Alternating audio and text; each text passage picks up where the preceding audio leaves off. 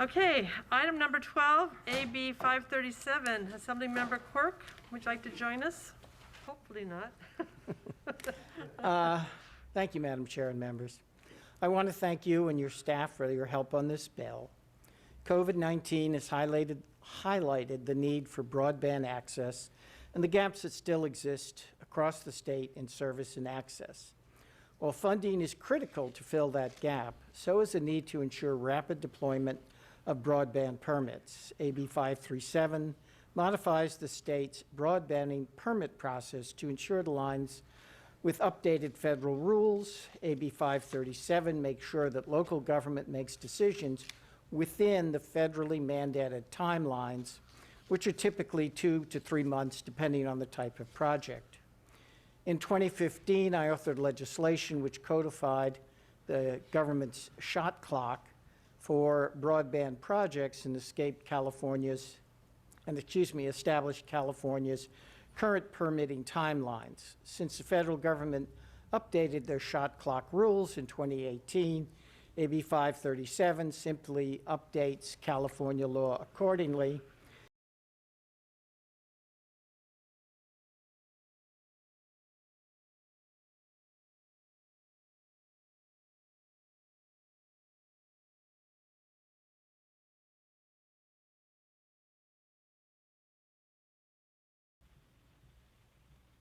Thank you. If you're on the phone lines and you're in opposition, you may press 1 and then 0.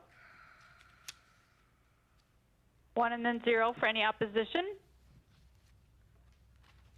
And we have no opposition in queue at this time. Thank you, Madam Chair. Thank you very much. Questions from the committee? Are there any?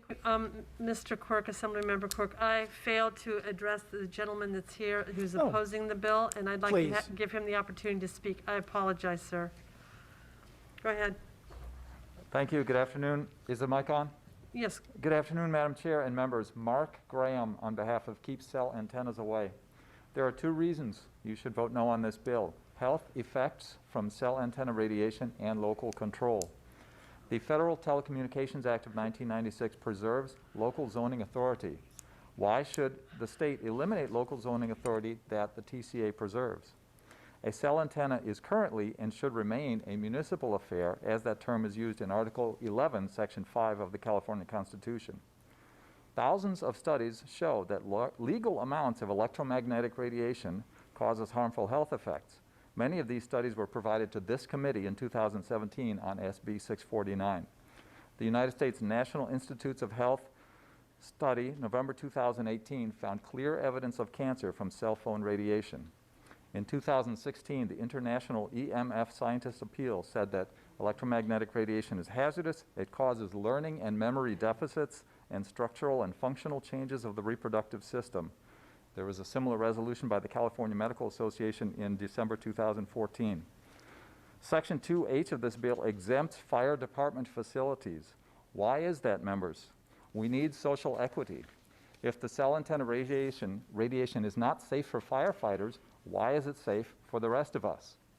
You do not need a state law to ensure that local governments comply with federal law. Does that make sense? We're talking about shot clocks, and the Federal Communications Commission has set them. Currently, local governments can and do regulate cell antennas while also facilitating their deployment. That deployment is already happening very quickly. We rely on local governments to protect us. Many Californians have woken up to suddenly find a cell antenna on the street light pole or the utility pole right out in front of their house. And they suffer from constant headaches, insomnia, and ringing in the ears. And many of these people are literally driven out of their homes, forced to sell and move. Members, turn off your cell phone and your Wi-Fi at night. You will sleep better, and you will have better energy during the next day. And that is your proof that the radiation from the Wi-Fi and the cell phone has been affecting you. Cities must retain the ability to implement ordinances and agreements. Please wrap up. Yes, such as those implemented in the city of Elk Grove in order to protect public facilities and address the specific and unique needs of a local community. I urge you to vote no. Thank you. Thank you very much. We will continue with committee questions. Any other questions or